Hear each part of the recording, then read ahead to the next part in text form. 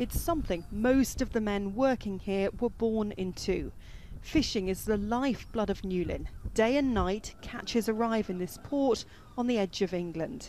And there's an overwhelming sense among fishermen here that the survival of it depends on voting to leave the EU.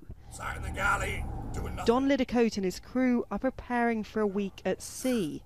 He blames EU rules and regulations for the decline in the UK industry and says the quota deal, which decides who can fish where and how much they catch, is unfair.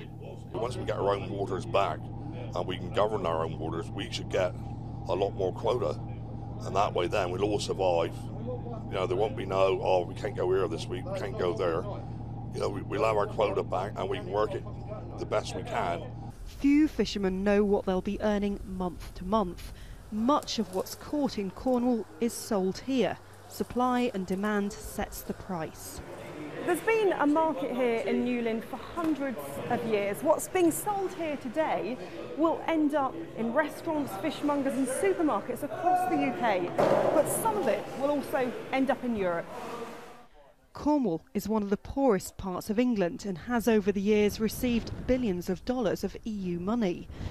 Up the coast from Newlyn, it was European money which helped fund this development, now home to 127 new jobs.